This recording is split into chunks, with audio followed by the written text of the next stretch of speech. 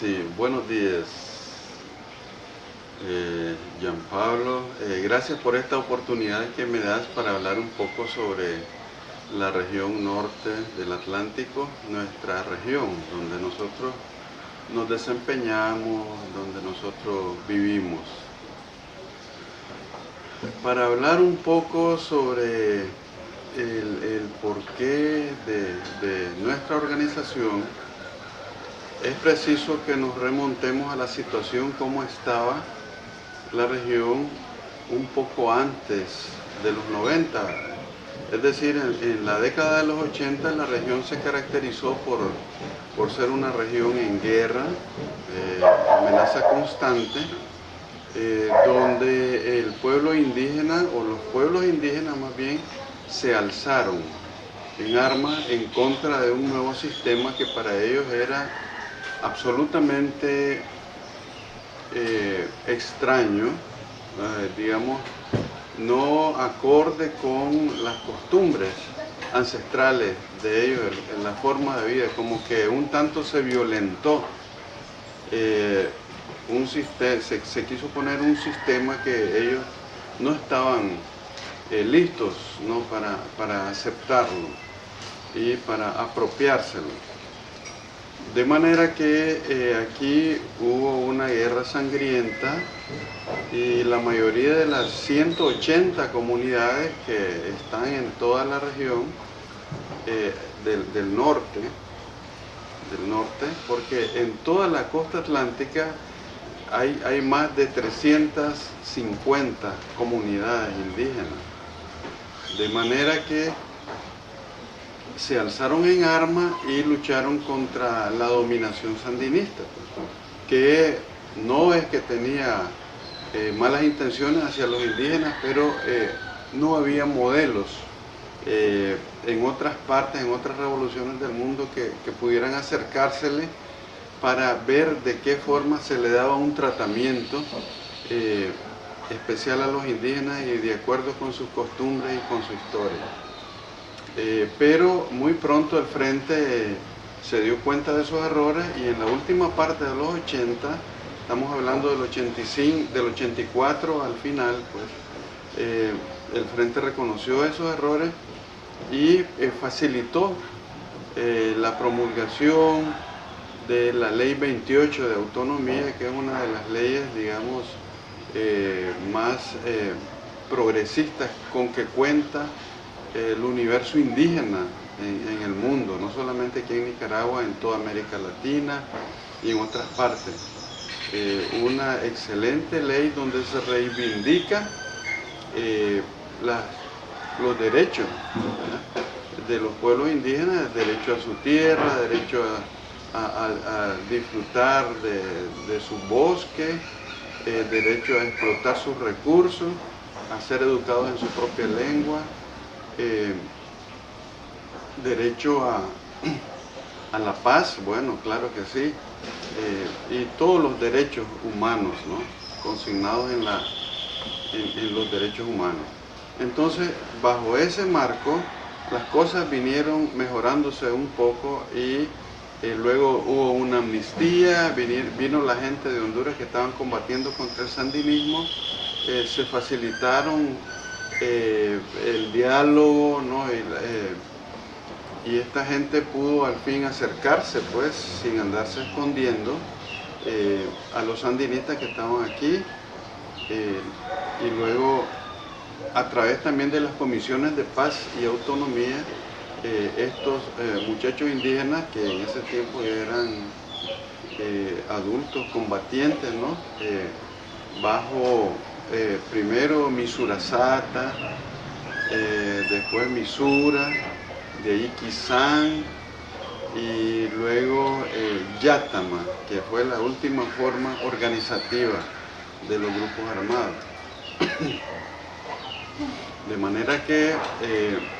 hubo toda una estructura de apoyo para ver dónde se ubicaba esta gente que, dicho sea de paso, pues tenían sus familiares en los asentamientos, porque los sandinistas, bueno, al prever la guerra en la frontera con Honduras, Entonces sacaron a las comunidades de ahí para evitar mayores desastres, mayores muertes, porque iban a estar estas comunidades en un fuego cruzado, ¿no? Entonces se ubicaron en los asentamientos. Los asentamientos eran 5 lugares ya, digamos, delimitados por la planificación del frente para que los miskitos se ubicaran, los miskitos y los mayanas se ubicaran ahí y que tuvieran las condiciones necesarias para que llevaran una vida, entre comillas, normal, a como pensaba el mando sandinista de esa época. Entonces se le hicieron casas, se le hicieron centros de salud, escuelas, y mucha gente, digamos, de la solidaridad internacional pasaron por ahí ofreciendo sus servicios. Ahí había sociólogos, odontólogos, psicólogos, todo tipo de gente, amigos, pasaron por ahí haciendo un poco menos pesada, la dura en la vida en los asentamientos. Bueno, una vez que se permitió ya el retorno, que ya había pasado la amenaza de la guerra, ¿verdad?, los indígenas regresaron a sus comunidades de origen a reconstruir de nuevo estas comunidades, y el gobierno, claro, les ayudó pues, para hacer eso. Pero bueno, esto en todo caso significó un retraso en la economía de la región, porque había que comenzar de nuevo. Bueno, así las cosas también, cuando triunfa doña Violeta en las elecciones del 90, elecciones que el Frente permitió hacerlo democráticamente, porque la gente ya estaba cansada de la guerra, la economía iba al suelo. También vinieron, fuimos, como decir, invadidos por más de 80 radios del Caribe y de los países vecinos, ¿verdad?, hablando sobre el nuevo sistema, que en este caso era el capitalismo, ¿verdad?, y con todos sus valores y antivalores también. De manera que se sufrió, digamos, como una invasión anticultural indígena. O sea, y ante esa amenaza de que los indígenas perdieran su propia identidad por la intromisión de los Estados Unidos, de México, del Caribe, del sur, de Panamá, Costa Rica, Honduras y todo eso, entonces se vio la necesidad de hacer un pequeño proyecto que tratara de rescatar la identidad cultural de los pueblos indígenas y comunidades de la costa atlántica. Ahí es donde encaja perfectamente bien el proyecto Tininisca, que fue el primer proyecto en el que nos apoyó la Unión Europea y el CRIC, especialmente el CRIC, Antonella, toda la gente del CRIC de ese entonces, ¿no?, a las cuales nos sentimos eternamente agradecidos, pues nos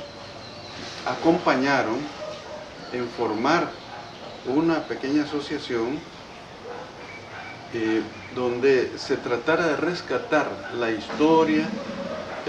y luego los valores étnicos, bueno, los valores culturales, mejor dicho, de las comunidades indígenas, especialmente los miskitos en el río Coco, en el litoral norte, sur,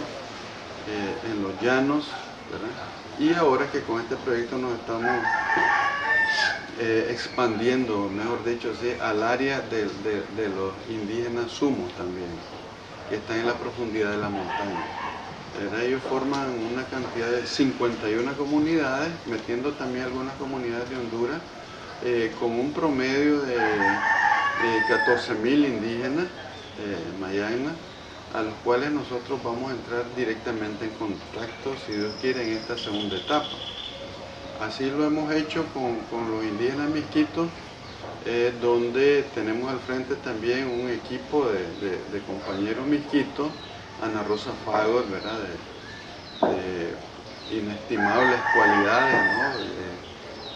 Fidel Wilson también, una persona, un educador de toda la vida. Está Celia Müller, una misquita del río Coco, y todo el grupo que componemos Tininisca. Nosotros comenzamos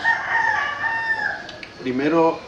rescatando la historia de ellos, ¿no? Visitándola en sus comunidades,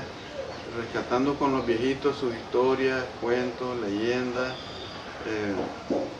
un poco, y escribiendo un pequeño boletín que se llamó Boletín Tininisca en ese entonces, lo que nos permitió hacer, porque era tanto lo que había que investigar, nosotros lo sacábamos cada mes y logramos sacar 27 números y otros números que quedaron en la memoria de las computadoras, y algunas cosas se han rescatado de eso, pues cuando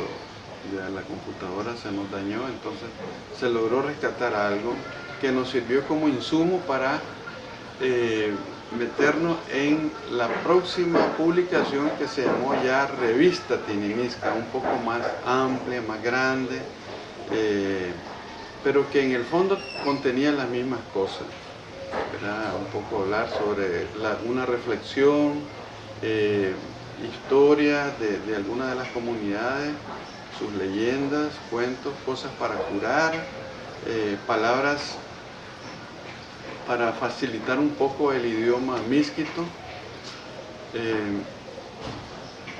y así fuimos haciendo un total de 9 de estas revistas magníficas, ¿no? Con el aporte también del compañero Pino, que nos ayudó con las fotografías y todo eso. Entonces logramos darle mayor cobertura con la aprobación del nuevo proyecto que se llamó Impapá Carbay, al cual ya le estamos dando finalización después de 3 años y 5 meses de elaborar, con apoyo de la Unión Europea, de Playfair Europe y del CRIC, ese consorcio, pues, que Terranova también, un consorcio que se unió para hacer posible una forma de trabajo un poco más efectiva, que rescatara valores indígenas. Entonces, esa es la situación con el nuevo proyecto Impapá Carbá, que quiere decir el caminante. Pues se logró avanzar muchísimo. Logramos, digamos, rescatar, continuar el formato de la revista en una forma más moderna, o sea, más atractiva, con muchas fotos a colores, la letra más grande para que todo el mundo pudiera leerlo, porque en las comunidades sufre mucho de la vista, ¿no? Porque el humo de estar cocinando siempre con leña toda la vida, y se hizo la revista con mucho éxito. Además de la revista, también se han sacado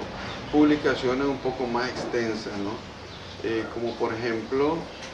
el resumen de todos los boletines de Tininisca en 2 tomos. Los anteriores, lo que sacamos en un formatito pequeño, en 2 tomos maravillosos de 12 y de 16 números cada uno. Se hicieron también libros como el primer libro de poesía misquita en la historia. Ese es el único libro que se ha sacado donde se trata de rescatar ese arte que también lo comparten los pueblos indígenas, arte tan difícil como es el de la poesía, ya que se trata de crear belleza con las palabras. Y también sacamos un libro de cuentos, cuentos infantiles para los más chicos, donde están ilustrados por dibujos producto de una competencia que también abrimos, y luego está un libro también de medicina natural que nosotros sacamos. Esto fue en la primera etapa del proyecto Tininica, pero un libro que hasta la vez no ha tenido, digamos, otro libro aquí en la región mejor que ese. Quizás en el futuro. Bueno, entonces nosotros nos honra mucho haber contribuido, porque está ese libro que para nosotros fue el primer intento serio, ¿verdad?, de clasificar un poco las plantas naturales de aquí de la región y ver sus cualidades curativas que esas plantas tienen. Esto lo hizo el grupo Tininica con el apoyo de Fulvio Giovanetto, que es un biólogo italiano que estuvo con nosotros. Luego también estamos sacando otro librito de medicina, digamos, natural en el campo de la bioenergética, ¿no? Estamos produciendo ese libro que muy pronto ya va a salir de la imprenta, un librito pequeño pero muy interesante, porque tiene otros aspectos de la medicina, no solamente el aspecto indígena, o el aspecto, o más bien mezcla el aspecto indígena con metodologías orientales, ¿no?, de Japón especialmente. Y tenemos también otros sueños, pero será posible seguramente para el próximo año, donde quizás se reanuden otra vez las actividades, ¿no?, culturales. Nosotros para el próximo año tenemos metido un anteproyecto con algunos organismos que se llama el proyecto Vilacaicanca. Este proyecto nos va a permitir expandirnos, como dijimos, a los núcleos poblacionales escogidos con anterioridad, y después de algún estudio por su importancia en el río Coco, en el curso superior e inferior del río Coco, en los litorales norte y sur del Atlántico Norte, y en los llanos, y también en la profundidad con los pueblos mayanas. Vamos a meter a las dos capitales mayanas, que son Huasaquín, capital de los Tuasca mayanas, y Musaguas, capital de los Panamascas. Entonces esa es la perspectiva. Creemos que tendrá también un elemento muy importante, que es el elemento de la producción agrícola, y con el cual pues contamos con algunos promotores en este campo, porque creemos que también la parte de la cultura, que también incluye la producción, pero que es necesario meter un poco de producción para que los pueblos también tengan una alternativa para el desarrollo económico de sus lugares, ¿no? Que hay muchos recursos naturales, pero muchas veces falta un hilo conductor, un hilo organizador que mejore las condiciones de estos pueblos.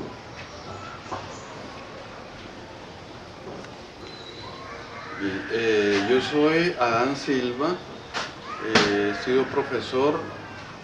por muchos años, he trabajado como profesor en todas las cabeceras municipales importantes de aquí de la región, en primaria, en secundaria, en Huracán, que es la Universidad de las Regiones de la Costa Caribe nicaragüense. Y actualmente estoy apoyando a la organización Tininisca como presidente de la misma, a elección de los